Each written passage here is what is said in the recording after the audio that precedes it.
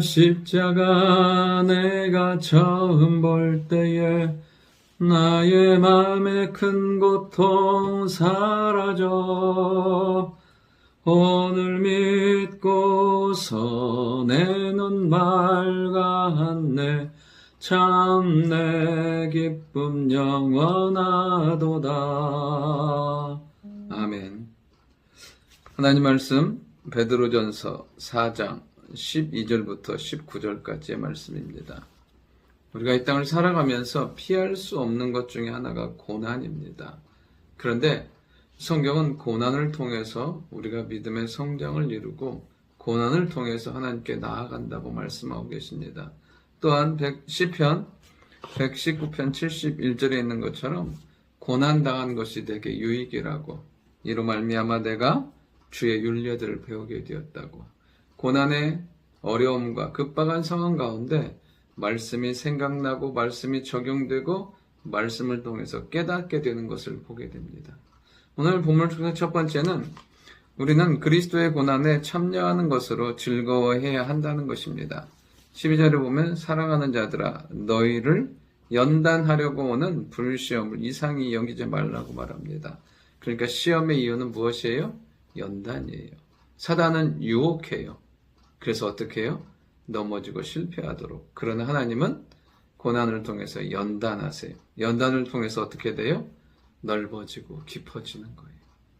우리가 정말 하나님 주시는 그 고난의 과정을 통과하잖아요. 이 불시험이에요. 사실은 시험이 쉬운 건 아니에요.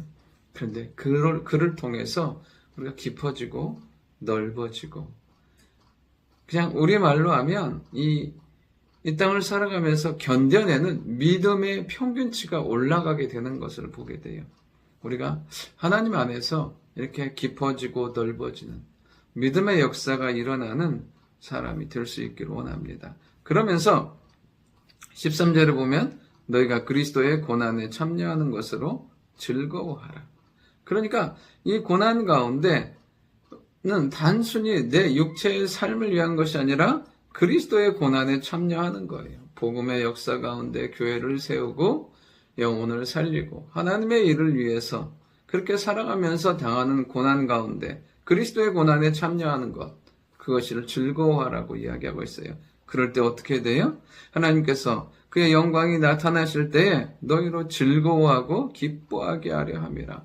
여러분, 무엇인가를 위해서 헌신하고 수고한 사람은요, 그것이 이루어지고 성취될 때 말할 수 없는 기쁨을 누리게 되어 있어요. 우리가 몸된 교회를 위해서, 그리스도를 위해서 기꺼이 감당하는 그 고난을 통해서 교회가 세워지고 영원히 구원받는 것들, 하나님의 영광이 나타나는 것을 볼 때 우리는 하나님의 기쁨과 즐거움에 참여하게 되는 거예요. 그리고 또 하나, 고난당할 때 우리의 힘으로 하나님은 다 견디라고 하지 않으세요. 하나님의 영이 우리 위에 계셔서 도우시고 인도하시고 중보하시고 응원하시는 것을 보게 돼요. 우리가 하나님 안에서 이런 고난 가운데 즐거워할 뿐 아니라 깊어지고 넓어지고 성장되고 성숙되어서 하나님 보시기에 아름다운 사람, 쓰시기에 복된 사람 될 수 있길 원합니다. 두 번째는 그리스도인의 고난 받으면 그 고난을 통해서 하나님께 영광을 돌리라는 것이에요. 여러분, 살다가 보면 저번에도 그런 말씀 드렸지만 모든 사람은 어려움이 있어요. 문제 없는 집 없어요. 심지어 그런 말도 있잖아요. 고난 총량의 법칙이라고.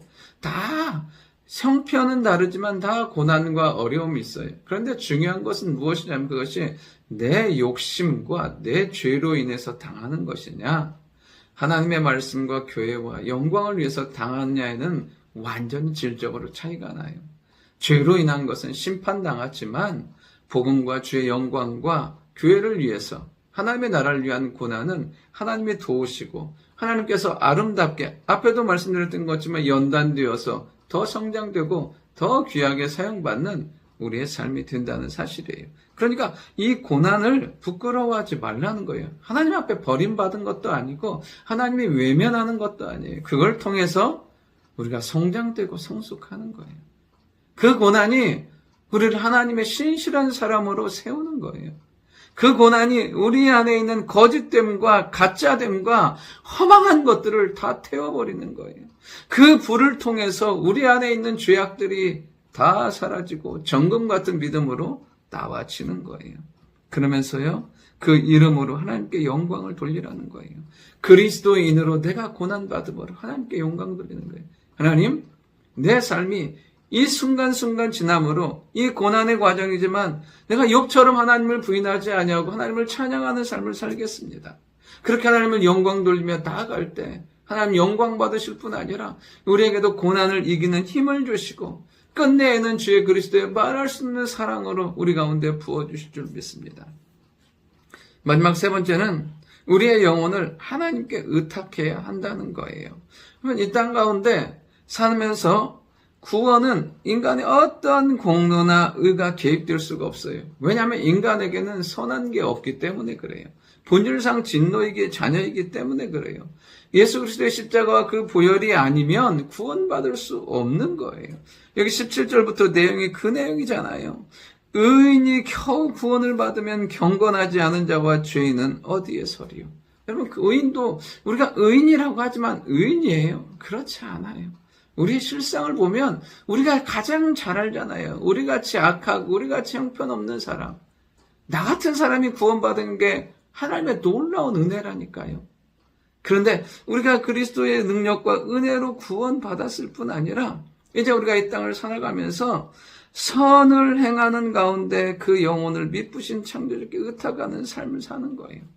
우리가 고난도 있어요. 그러나 그 가운데서 우리가 고난만 있다고 해서 그 고난이 계속되는 건 아니에요. 힘듦과 이 육체의 삶을 살지만 하나님은 우리에게 믿음의 선한 일을 할 수 있는 시간과 기회를 주시고 주의 영광 가운데 살 수 있는 하나님께서 생명을 주시는 거예요. 그때 해야 될 것이 무엇이냐면 우리의 영혼을 하나님께 의탁하며 사는 거예요. 믿음의 선한 일들을 이루어가면서 동시에 뭐냐면 하나님 그 일들이 성취되고 이루어지고 하나님께 영광 돌릴 수 있도록 우리의 영혼이 그 사명, 그 부르심의 선한 일들을 감당한 게 끝까지 넘어지고 흔들리지 아니하도록 주의 손에 의탁하며 나아갈 때 주의 권능의 손으로 붙들어 주셔서 우리의 이 믿음의 선한 여정을 끝까지 승리하게 만들어 주실 줄 믿습니다. 좋으신 아버지 하나님, 항상 주와 함께하는 삶이 되게 하시고 고난 가운데 하나님을 향하여 믿음으로 나아가는 저희들 되게 도와주옵소서. 고난을 통하여 성장되고 성숙되는 저희들 되게 하시고 하나님께 영광 돌리는 삶이 되게 하시고 믿음의 선한 길을 가는 길에 하나님 앞에 우리의 영혼을 의탁하고 주의 붙드심과 도우심을 경험하며 살아가는 저희들 되게 도와주옵소서. 예수님의 이름으로 기도드립니다. 아멘.